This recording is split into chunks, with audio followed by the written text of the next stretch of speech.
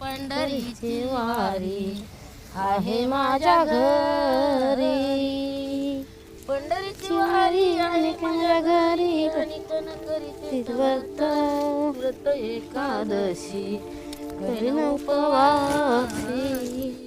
पूर्वी महाराष्ट्र के बावी गांव की औरतें अच्छी फसल के लिए प्रार्थना करते हुए गाना गा रही हैं। वो बीते दशक के बुरे दिनों का अभिशाप दूर करना चाहती हैं। मावशीने आज बेल लवकर दिला नव्हता का? होय। मराठवाड़ा इलाके में बावी उन जगहों में से एक है जहां किसान बहुत मुश्किलों से जूझ रहे हैं। फसल का बेकार होना, भूजल स्तर में कमी, भोजन की असुरक्षा और अनिश्चित नगद आय की समस्या चारों ओर फैली है। ये जिला सूखे से प्रभावित रहा है और हर साल आत्महत्या करने वाले किसानों की संख्या यहां बढ़ती गई है।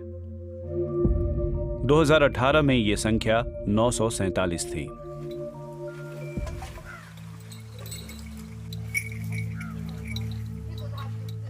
मायूसी और अनिश्चित आय के कारण ही सुनीत कुलकर्णी जैसे किसानों ने अपना ध्यान गन्ना और सोयाबीन जैसे नकदी फसलों की तरफ लगाया है। हालांकि जो पैसा वो कमाते हैं वो हमेशा अगले साल की फसल में लगाना होता है। इसका मतलब है कि परिवार को पालने के लिए उनके पास बहुत थोड़ा ही बचता है।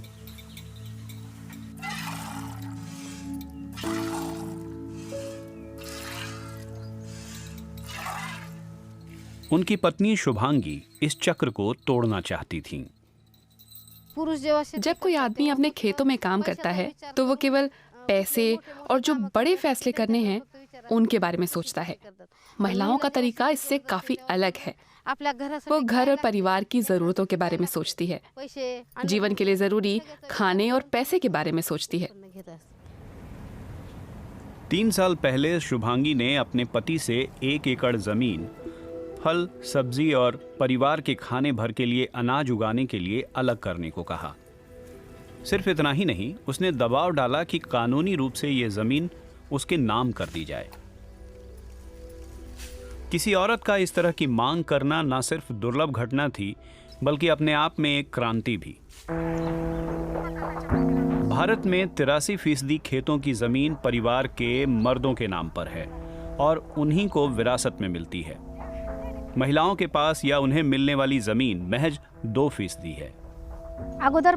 महिलाएं हमेशा खेतों में मजदूरी ही करती हैं।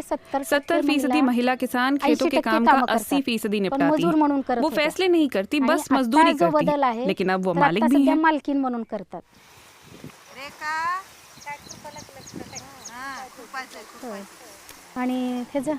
गोदावरी स्वयं शिक्षण प्रयोग की स्थानीय प्रमुख हैं। ये महिलाओं को सशक्त बनाने के लिए काम करने वाला एक संगठन है जिसने शुभांगी जैसी कई महिलाओं को अपनी बात रखने में मदद की है। रासायनिक खत नाही, त्याला काय करावं लागतं, ही असंच खत वापरायचे, मग असंच आम्ही सेंद्रिय खतच असंच घालायचे। बावी की महिलाओं को सशक्त बनाने का विचार 2009 में तब आया जब पता चला कि वहां की ज्यादातर महिलाएं बुरी तरह कुपोषित हैं।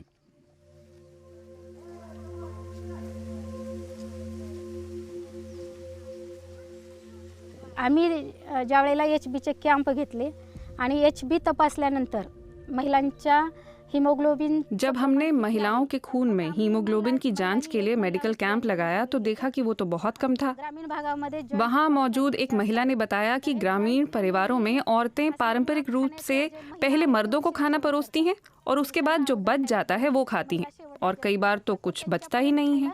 भाजी वगैरे मिळत नाहीत, तर हे ज्या का मिळत नाहीत ह्याचा आम्ही अभ्यास केला परत। महिलाओं के 1 एकड़ मॉडल और पर्यावरण अनुकूल खेती से औरतों को भरपेट खाना भी मिल रहा है।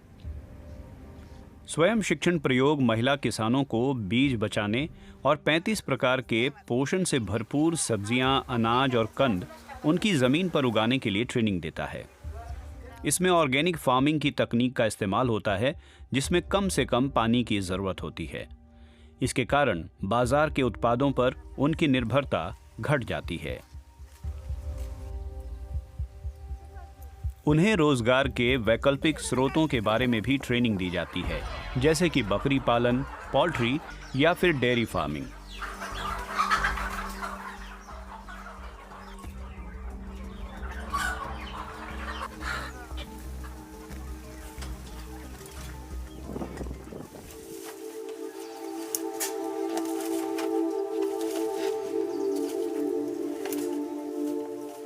1 एकड़ मॉडल के कारण अर्चना का कद न सिर्फ परिवार में बल्कि पूरे समुदाय में ऊंचा हो गया है। जोपर्यंत आपण अगर हम चाहते हैं कि हमारा परिवार हमारी क्षमता पर यकीन करे, तो हमें पहले अपना मोल खुद ही बढ़ाना होगा। अब जब मैं कामयाब हूँ, तो मेरा परिवार मुझसे हर बड़ा फैसला करने से पहले पूछता है। नाही, घरी जितकं पाहिजे तेवढं ठेवा. घरीमध्ये काचकसर करायचीच नाही. आपलं अन्न सुरक्षा आपल्याला करायची होती, तर त्याप्रमाणे आपल्या सर्व महिलांना हा निरोप आपल्याला द्यायचा आहे की सेंद्रिय पदाने आपलं जे निमार्क आहे, दशपर्णी आहे, तिचीच आपल्याला फवारणी करायची. मतलब मुझे बहुत प्राउड होता है कि मैं जब 25 साल पहले ये महिलाओं के साथ काम करना शुरू की थी, 10 रुपये सेविंग करना उनके लिए बहुत मुश्किल की बात थी. आज वही महिलाएं 500 रुपये भी सेविंग कर रहे हैं. ये एक चेंज डिफरेंस है. सूखे से प्रभावित मराठवाड़ा में आज 41,000 से ज्यादा औरतों ने 1 एकड़ मॉडल को अपना लिया है। हालांकि महिलाओं के अधिकार की जंग अभी खत्म नहीं हुई है। पुरुष प्रधानता वाले समाज में केवल 10% औरतों के पास ही अर्चना और शुभांगी की तरह 1 एकड़ के फार्म हैं।